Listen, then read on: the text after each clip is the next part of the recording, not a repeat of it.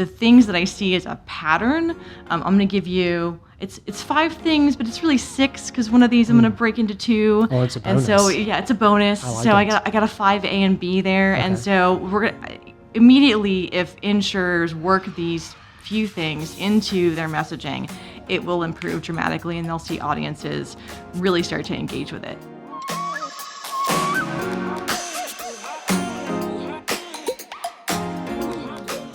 On today's episode of The Claw, I'm joined by Jackie Chism. She is over content at Liger Partners. We're going to talk about some of the missed opportunities and messaging for insurance companies. She says it far better, so you should really listen in as to what she uses as the title. She shares 5 ways that as an insurance company, you can really stand out from the pack, and you kind of have to. Insurance can be kind of very vanilla if you don't do it correctly. So tune in today's version of The Claw and learn what you should be doing with your marketing messages, specifically if you are an insurance company.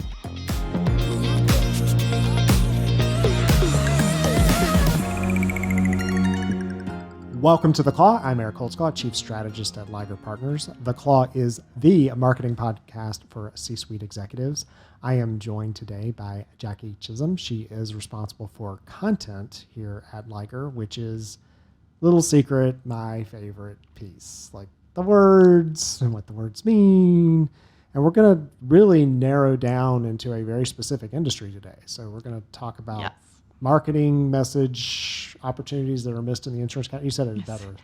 Insurance messaging missed opportunities. Insurance messaging missed opportunities, or ensuring you don't miss message opportunities in the insurance world, which is too many words, but yeah. So before we get started, Wordle or not? Overrated, underrated? I have not done Wordle or got into it yet. I keep hearing about it. And of course, forever I've heard about it. And I think that would be really fun. But I kind of avoid things that I think I might get too into or addicted to. The good news with Wordle is it's 1 word a day. Okay. So there's no way, like there are other word games I play and I do get like addicted. Words with Friends. Yes. That's I was avoiding Words with Friends for that reason. I may have 25 games going right now. Okay. Friends. And I always feel guilty if I don't go in and like do all the things. Wordle's really nice though. It's like 1 word every day. A day? Yeah. Oh, then I probably like it. Yeah. I should probably try it. I mean, I was late to the game in downloading TikTok because I didn't want to be addicted. And it is, like, I will get on TikTok and I will just sit there for a while and watch, I'm on pet TikTok. So I will just watch all the pet videos, or the dances. I like the dances. So it's just, I know myself and I try to avoid the things that I might get too into. In the insurance space, so let's talk about just messaging. So what are some of because we do a lot of work in insurance. We do a lot of work in insurance, and I see a lot of the same things with every single company that comes in. Every time we go through a discovery process, we see some of those same things in their messaging. I'm going to give you, it's 5 things, but it's really 6 because one of these I'm going to break into 2. Oh, it's a bonus. And so, yeah, it's a bonus. I got a 5 A and B there. Okay. And so we're immediately, if insurers work these few things into their messaging, it will improve dramatically and they'll see audiences really start to engage with it. And where are they using their messaging? Where we're seeing they're using their messaging, of course, people go right to their websites, but they send a lot of email, and they're sending a lot of personal email, but they're sending, segmented emails or emails to their audience in general.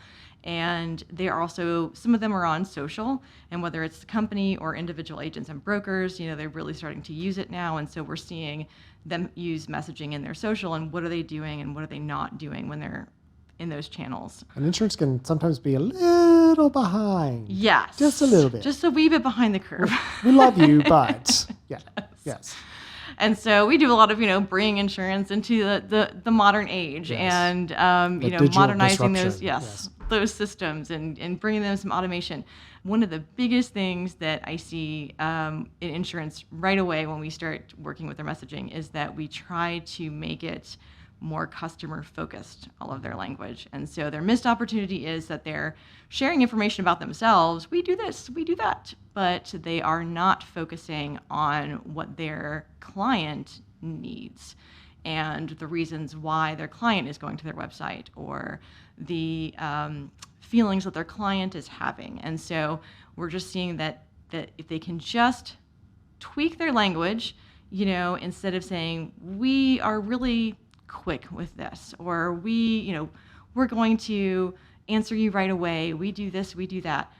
Change that, flip it around, be like, you get a response within 24 hours. So instead of focusing on the we, focus on the you. What are you going to get? And so that seems like it would be ezy, because when we evaluate a website for an insurance, you'll see a lot of we.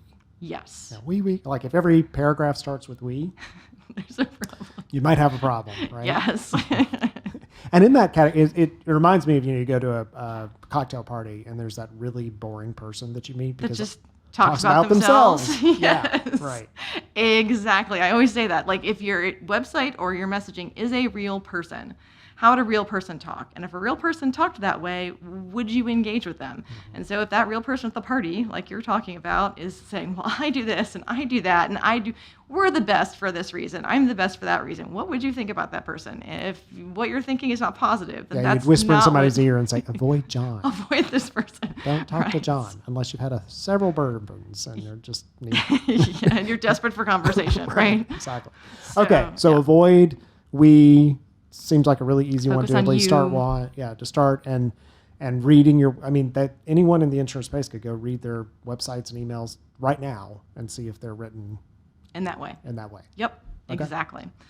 The other thing that we see a lot of is that they fail to use simple language. So the missed opportunity is... You mean insurance use complex words? They use complex words. Like actuary. And jargon and... Appetite. Exactly. Appetite, yes. Oh my gosh. All of the insurance jargon that I've learned since I've taken on insurance. And sometimes you need it, right? Right. Because sometimes you're talking to other agents and you want to use the language that they use. And so it's totally understandable that if we're doing a state of the industry report for agents, it's going to have some insurance jargon in there, but it's going to be jargon that they understand. Mm-hmm. If you're writing to your clients or you're writing to an agent who really doesn't have a lot of knowledge, maybe it's an agent at a mom and pop shop, and they don't know a lot of the stuff that you know because they're not in a very specific industry, right? They do a lot of general policies. You want to make sure that you talk simply. And people think that if they use a lot of big words, they're going to sound smart and they're going to sound impressive. And when they impress you, you're going to want to do business with them. And what happens is it's actually the opposite. People, when they hear your complicated words, they just think that you're pompous. Mm-hmm. So that is the impression that they receive. Instead of you sounding smart and impressive and expert, you end up having that, they take on the negative view. And so you really want to give yourself a positive view by speaking simply, just like you would talk to a person when you're in person. Again, if this was an in-person conversation, how would you be talking to this person? And it actually makes you more approachable. And it's not going to make you sound less smart, especially if you're sharing really useful information and you're backing it up with evidence and data and stuff like that. You're still sounding like the expert. You're just making things very simple. And what I love about that point is we work with a lot of insurance companies. We work with a lot of them. Mm-hmm. And what I found in the insurance space is people tend to go to work for an insurance company and then they stay. Like, it's a long term. You very rarely find someone who's like switched around. They have longevity, yeah. We've been here for 15 years, whatever. And so they think that everyone knows the terminology, but we know, because we're working with several insurance companies, that this insurance company calls it this and this insurance company calls it this. So it's just because they've sort of gotten this tribal knowledge. They've been in this, like, oh, everybody calls it that. And it's like, your company calls it does. That. Not everyone. So now you've created a barrier, right? It's like walking into a conversation where, starting for a company like ours, where we use a lot of language, you have to get to know. You kind of feel like an outsider. Right? Yes, and I'll give you a great example. One of the terms that's a really big buzz term right now for one of our insurance brokerages is the term secondary perils, which is all of the weather phenomenon besides like a major hurricane that's happening. And those secondary perils cause a lot of damage and of course need to be factored into, if we're going to be having a lot more weather events like what we saw last November and December. Here we had a lot of secondary peril claims. So that is a big buzz term. And the first thing that one of our writers asked me is, how do they define secondary perils? What exactly are all these weather events? Like, it's being used a lot, but different companies might define it in different ways, and we need to establish how they are going to define it. What does that include? Yeah, it's a great point. I heard when you first said it, secondary apparel. Apparel. And I was like, wow.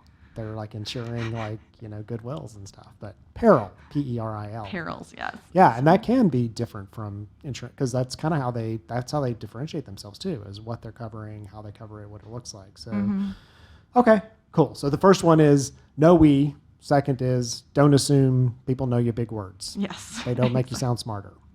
Speak simple. Simple actually sells better. The data actually shows that. So the more simply you speak, the more people will engage. The third is that their other missed opportunity is them failing to use the emotional appeal. And so insurance can be emotional. Insurance can be emotional. I know. I mean, usually it's this. We see the scariness of what could happen, right? So we see that emotional appeal sometimes being used with direct consumers. But when you are dealing with companies that are providing policies, benefits for large companies, they're doing a lot of professional coverage. It gets very. They're using a lot of maybe case studies of how we've worked with another company, or maybe they are sharing all of their expertise, but they're failing to remember that no matter if you're dealing with a business or a person, even at the business, there's a person making the decision. And every single person, when making a decision, the emotional will factor into it. Yeah. We can't avoid it. We're not computers, right? Right. So they are failing to take into account what the other person's emotional motivators are. What are their frustrations when they're finding coverage? What are the issues that they're having? What are their desires? Because some of these people, they may have a boss to impress, or they may have, a promotion that they would like, or maybe they are frustrated with the way that they are dealing with their other insurance carriers. And so what is it that you can tap into that you can share? We understand this about you. And sharing that empathy is really, really important for establishing a relationship with them.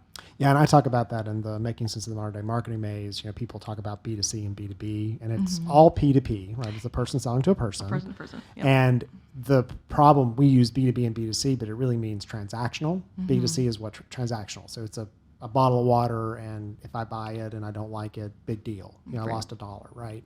Relational, and insurance is totally relational. If I buy it and then later it doesn't cover me, it causes me issues, this is a huge decision, and I may get in trouble with someone at work, or there's some ramification. So is there a lot of risk involved? Yes. And the riskier it is, the more empathetic you need to be, because I have to know that you really understand me if I'm going to make that purchase. If you're selling me a bottle of water, it's a bottle of water, right? So exactly. Yeah. Just I might buy it because the label is cool. Yeah, exactly. All right, we're going to go to because I know you've got like 2 more, but really 2.5 more. 2.5 more. Yeah. So we'll be back in just a second. You're listening to The Claw. I'm talking to Jackie Chism. She is over content at Liger Partners, which is my favorite little category. I just love words and good words and how words come together. We're in particular looking at the marketing message mistakes that insurance companies make, or missed opportunities. I'm getting that part wrong, but I'll just have Jackie correct it when we get back. So we'll be back in just a minute. The Claw podcast is brought to you by Liger Partners. Liger Partners is a premier marketing firm where we save the world from boring, broken marketing. We get underdogs recognition because you deserve it. For more information, go to ligerpartners.com and follow us on all social media platforms at Liger Partners.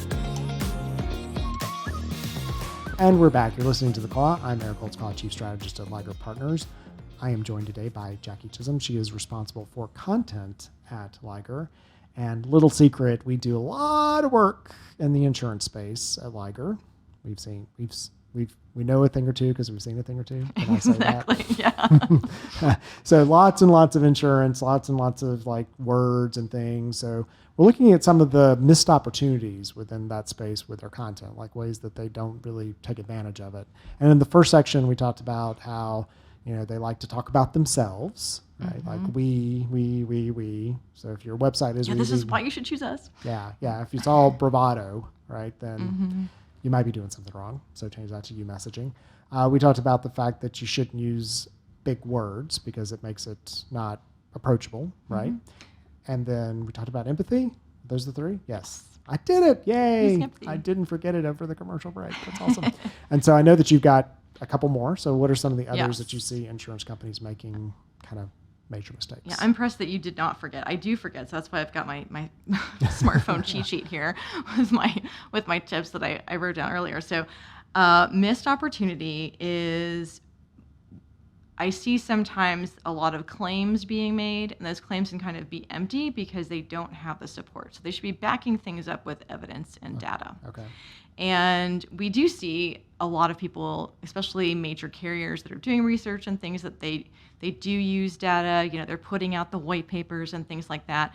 But when you're, messaging in social media, when you're messaging, on your website, just basic messaging, back that stuff up. Put a little pull quote someplace with a stat. Give some evidence to people.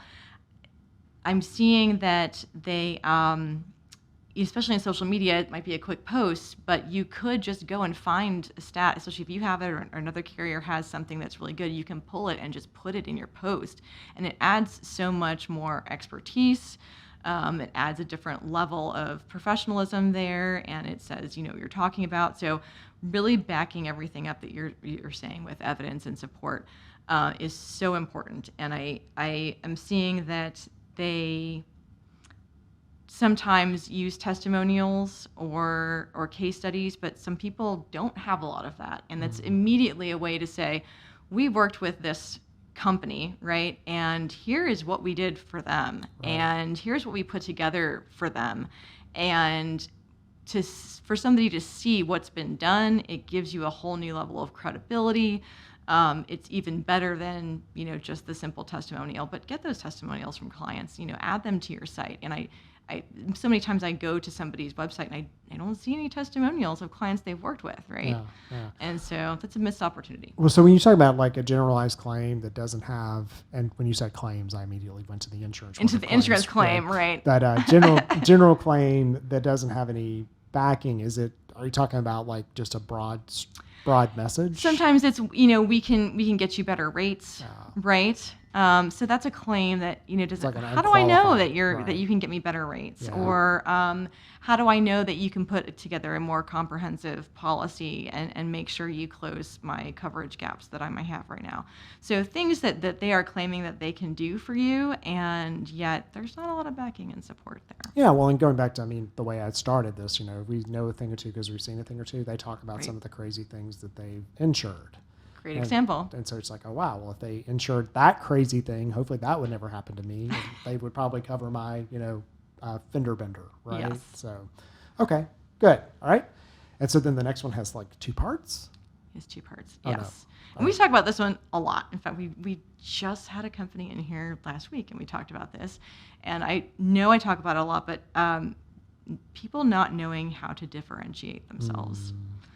And what makes you special? What makes you special? And you asked that question of, one of the insurers who was here, and immediately they're like, I'm not sure, right? Like all the products we carry a lot of similar things that other people do. It's not like our products that we are carrying are special, and we're not really even going to beat people out on price. It's probably very similar to what everybody else is charging. So what makes us special? What differentiates you? And you really go through with people their how, their why, and their what, right? Like, what is their product? What are they selling? What product or service are they selling?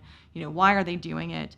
And how is it done? And those three things really can help differentiate people. And we see different companies using those three in different ways. Like I have a friend who buys Bombas socks because every time she buys a pair, she knows that a homeless person is going to get a pair of socks, right? And that's the why. And sometimes your why as a company might just be that you're there to make money. And so it's just not a really great one, right? It may not be a why that unless you're Wolf of Wall Street or something, right? Yeah. Everybody can get behind. Yeah. But they might be able to get behind your how, or your what. Like Apple's what was just having the best products for so long. Like they came out with the smartphone first, right? They had the iPod, and so that is what I'm buying into by what is special.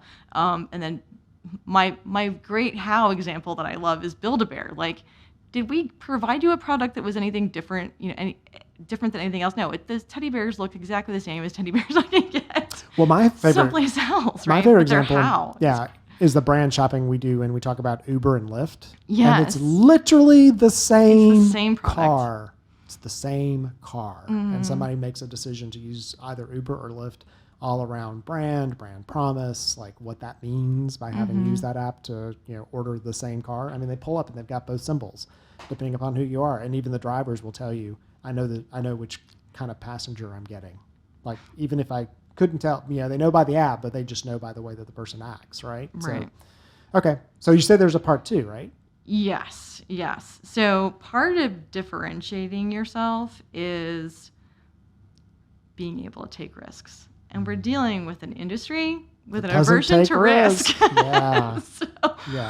So we have a lot of companies that are sounding very similar to each other, and they are afraid to step out of that box. But when you're afraid to step out of the box, you're just going to sound like everybody else and blend into the whole entire industry as a whole, and they don't have a reason to notice you, And so you talk about the purple cow when you're talking about differentiating yourself, which is a great example. In fact, I even know a writer who has the purple cow as his background on his social media page, like the picture, because it's really, this is what I do as a writer. I differentiate you.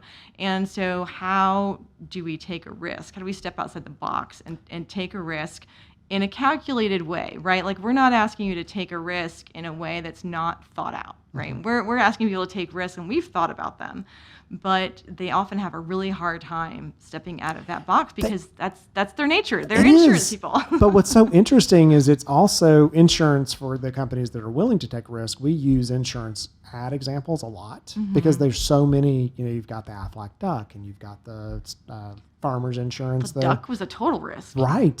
Absolutely. And they've got a whole department dedicated to the duck now there, right? And Geico has a bazillion different, like, from a brand perspective, you would never do what Geico does, right? Like, there's so many different brand messages and people and whatever participating, Flow with Progressive. Like, so insurance is the one that, like, they're the least likely to take a risk, but they have the greatest examples of companies who've taken risk. And done extremely well. And done well. I mean, who knew a duck was going to perform so well? And from a branding perspective, it's brilliant because anytime I hear duck quack, I now think about their product. Absolutely brilliant to continually tie those two things together. Like, there's little kids that are seeing ducks and going Aflac, right? Like, that is just, it's brilliant. Well, my favorite part of coming back with a strategy, and we get to a part of the strategy where the client, we get stuck talking about it, and the client's, I'm not sure that we could do I'm like, you realize this is the one we're talking about. This is the one we should use, right? Because regardless of it being right, and we could debate what right is, if you discuss it, like, we had one client where it was an insurance company and we suggested this really long band of color in their logo. And they're like, why would we do that? And I'm like, because of that. Because you just asked me why. Like, now I'm paying attention to it. It doesn't look like every other logo that's out there. So if you're not standing out somehow, you're blending in. And if you blend in, you're forgotten. People have a tendency to think that if they take a risk that they're not going to be seen as responsible or reliable, and as an insurance company, that's how they need to be seen. But the thing is I know plenty of responsible and reliable people in my life who are also very funny or cheeky or, and so to understand that your personality and your brand can have both, think of your brand as a person, and, think about those people that who are responsible at the same time, cheeky, and how do they ride that line? How do they do it? And you can do it too. Okay. Well, you've got your list on your phone, so let's recap them because, so there are 5.5-ish things that insurance companies could be doing a better job with their messaging. So what are those? And it is making sure that your language is customer focused. So language. Stop being we. Yep. Stop being we. They miss the opportunity of using simple language in favor of jargon, so making sure that everything is very clear and simple. Failing to use the emotional appeal, so using empathy, making sure you tap into the desires and the concerns of your audience. Making claims with support and evidence, right? So making sure you're backing everything you say, back it up. Everybody says they're the best. Everybody says they're the best, but, like, can you show me? Can you prove it? And then also differentiation. So the failure to differentiate yourself. So working on finding your unique selling proposition. Like, what is it that you do different than anybody else? Is it in your how? Is it in your what? Is it in your why? And then taking that risk. Step outside the box. And Don't if you're afraid. not standing differently as a company, you won't succeed. So it just is, there's some reason, because then there's so many choices in those categories to do that. Well, thank you so much for joining me. Those are great. That's great feedback for all of our insurance people out there. And yeah, I love working with those insurance companies and assisting them with, because they're also typically doing a lot of M&A and transition and all that kind of stuff. Oh, So, yes. and those are good opportunities to rethink through what you are and how you fit in the world. So, yeah. We've been listening to The Claw. I'm Eric Holtzclaw, Chief Strategist. The Claw is the marketing podcast for C-suite executives. And please make sure you tune in next time. This time I was joined by Jackie Chism. She is over our content, one of my favorite categories of what we do, making those words really matter and sing to your customers. Thank you so much for tuning in to the Claw Podcast. Don't forget to like and subscribe, rate and review this podcast. And if you or someone you know wants to make an appearance on this show, email us at yourbestie@ligerpartners.com.